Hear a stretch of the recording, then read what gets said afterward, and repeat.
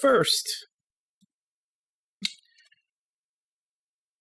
because I'm not actually going to play it, because from what I've heard, it's just a collection of like really bad mini games, but it actually does have some storyline in it. I basically just pulled up a synopsis of what happens in Travis Strikes Back.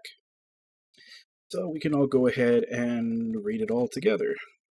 And then we'll start part 3.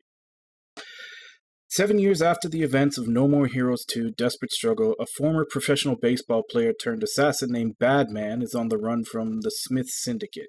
He's tracked down by one of the Syndicate's assassins, Dan Smith, who is seeking retribution for being double-crossed. Badman justifies his action as being for the sake of his own survival, as he wishes to get revenge on Travis Touchdown, who had murdered his daughter Bad Girl, the number 2 ranked assassin in the first game, during the events of No More Heroes.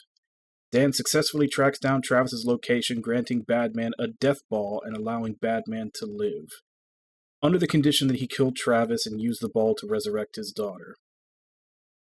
Travis, now 37 years old, has isolated himself and lives in a camper in a forest in Texas, where he spends his time playing video games. When Badman attempts to ambush Travis, the two accidentally awake a dormant video game console in Travis's possession, the Death Drive Mark II. The console reacts to Badman's death ball, and the two get transported into the video game that's contained in it. Travis and Badman learn from the console's AI construct Death and Drive that the unreleased console was created by Dr. Juvenile, and completing the 6 death balls that contain the only games developed for the console will grant its player one wish. The two form a truce, opting to team up to locate every death ball and defeat all the games in order to resurrect Bad Girl. It's also another reason why I didn't want to play it. It's a 2-player co-op game that I think they said it's not very well balanced for 1 player.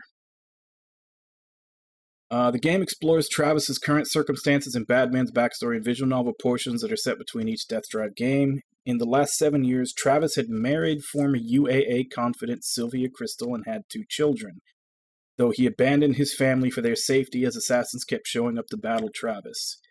In his search for the Death Balls, Travis ends up traversing the planet and meeting characters from other Suda51's games, such as Kamui Urahara from The Silver Case and Mondo Zappa from Killer is Dead. Travis also receives information about Dr. Juvenile and her past through fax messages from her purported husband, learning that Juvenile is a war orphan with genius intellect and an affinity for video games, who was hired by the US government to develop advanced technology. She also implemented elements of her history and upbringing into the Death Drive's games, such as basing the murderous doppelganger on her adopted father. Travis learns that Death Drive Mark II was designed as a machine that would create clones of its users, and that while it was initially intended for space travel, the government had repurposed it to be a super soldier program, a prospect which caused Juvenile to sabotage the project and act of defiance and go into hiding. Despite this, the mother machine responsible for its protocols still lays dormant within the CIA, and Travis is warned that completing all 6 Deathball games will cause it to reboot, allowing the government to continue developing super soldiers. He is also alerted that should it be reactivated, Juvenile would destroy the United States in retaliation for everything she had been put through during her service to the government. Despite warnings, Travis and Badman successfully complete every Deathball game. However, one of the games, Killer Marathon, turns out to be an incomplete version of the game. As such, when they wish for Bad Girl's resurrection, she ends up being resurrected in the form of a dog. Travis later ends up locating a prototype for a death ball, which, rather than transporting him into a video game, transports him directly into the CIA. Massacring his way through the facility, he locates the Death Drive mother machine, which is being guarded by Dr. Juvenile, who has infiltrated the facility and taken the form of White Sheep Man. Travis, expressing respect for her talents and sympathy for her suffering, reluctantly battles and ultimately defeats her. He interacts with the Mother Machine and is transported to Mars, where he meets John Winter, the creator of the very original Death Drive and Juvenile's mentor. Winter explains that he retired to Mars to escape Earth's problems and safeguards the planet, opposing the government's plan to emigrate there. He offers Travis the opportunity to stay on Mars and live a perfect life. Travis declines, realizing that he can't abandon his past and deciding to face his problems head-on. Winter responds by decapitating Travis, as the only way for him to return is to die.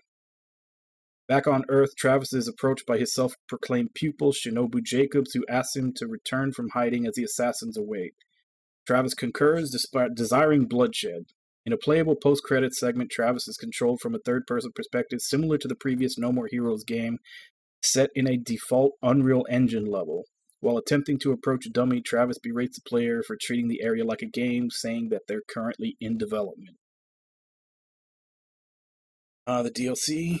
Following the events of the main campaign, Travis and Shinobu are intercepted by Travis's twin brother Henry, who is now part of an enigmatic order with a vendetta against Travis.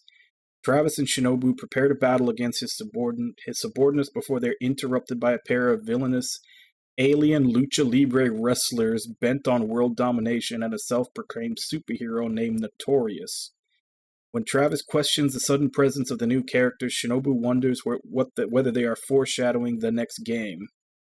The standoff is once again interrupted, this time by Death and Drive, who are seeking revenge against Travis. He manages to beat them in a game of Fire Pro Wrestling, obtaining the location of the completed version of the Killer Marathon Death Ball, which is in the possession of Travis's wife, Sylvia Crystal. Travis returns to her estate, obtaining the Death Ball, and reconnecting with his daughter and wife in the process. After beating the completed version of Killer Marathon, Travis and Badman successfully resurrect Badgirl. Travis also sees a glimpse of the Death Drive Mother Machine, which states that coding has been complete. Okay, so major takeaways. Travis has kids. He married Sylvia. There are alien lucha libre fighters. Henry is now part of some organization that's trying to get rid of Travis, and Travis is heading back to Santa Destroy. So those seem to be the bullet points of what we need to catch up on for part 3.